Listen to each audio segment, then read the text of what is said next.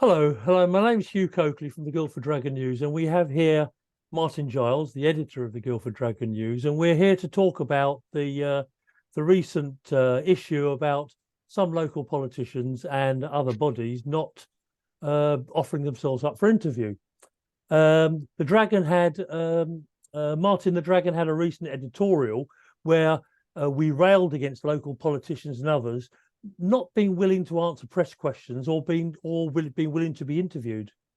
Why do you think local politicians should be open to questions? Well, I think politicians at all levels need to be accountable. It's one of the principles for public life that has been set out by Lord Nolan some time ago. And I think they're very good, 7 principles. And we allow people to govern us. But I think the unwritten deal is that in return, we can scrutinize them and ask them to justify their decisions and explain them too.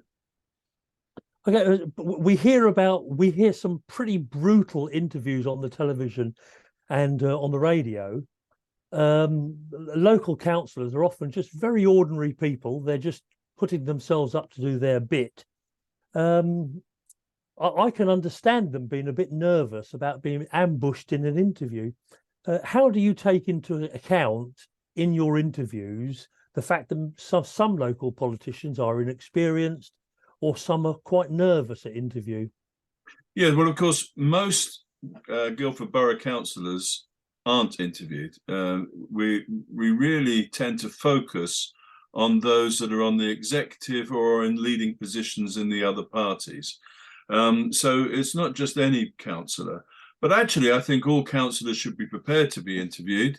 We also do understand that they are not full-time politicians in the way that they are at Westminster.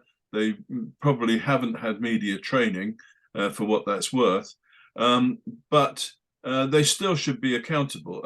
And there is something about a visual interview that can tell you more about a politician than a written article or a written interview. So I do think they have a definite value.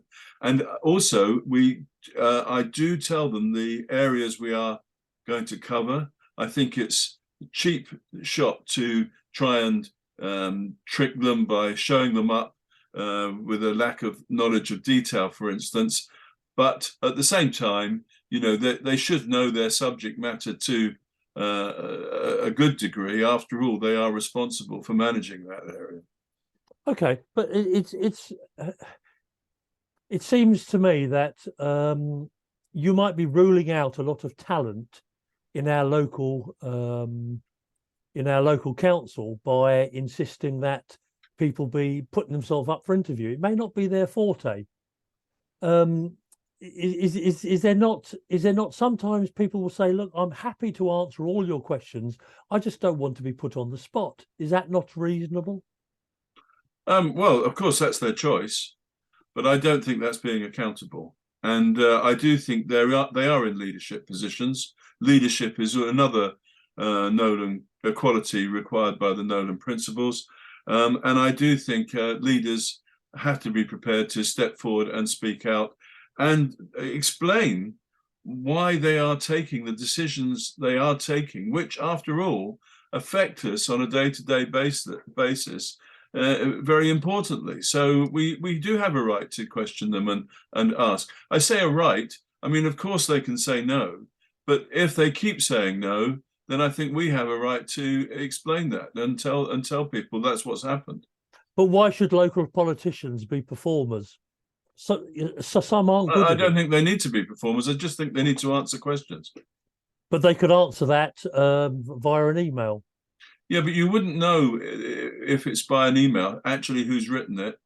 You don't get the same insight into someone's character that you will from a video interview. Okay, so when I've spoken to you after an interview, you've often told me you felt dissatisfied that you haven't quite got it right. You hadn't included something. To tell me what are you trying to achieve in an interview? Well, I think it is quite simple. I want to get straight answers to straight questions. Now, of course, they are dealing with, even at local level, they're dealing with complicated subjects, and it's not easy, and really they should be able to explain the complexity of a decision, for instance, and why they have reached it. And the fact that, it isn't black and white, and they've had to weigh up different things and come to a decision. I think people respect that. They don't, what they don't respect is people avoiding the question. I don't think, anyway. And sometimes I come away thinking I haven't really got them to answer a particular question. Sometimes I think perhaps I was too soft on them, but it is at this level. I don't want to be like Jeremy Paxman, and I don't think anyone would be prepared for me to be like that. I don't think that would be fair, and I don't think it would be proper. But I do think we should be able to ask questions and get answers directly to those questions. Okay, so last question.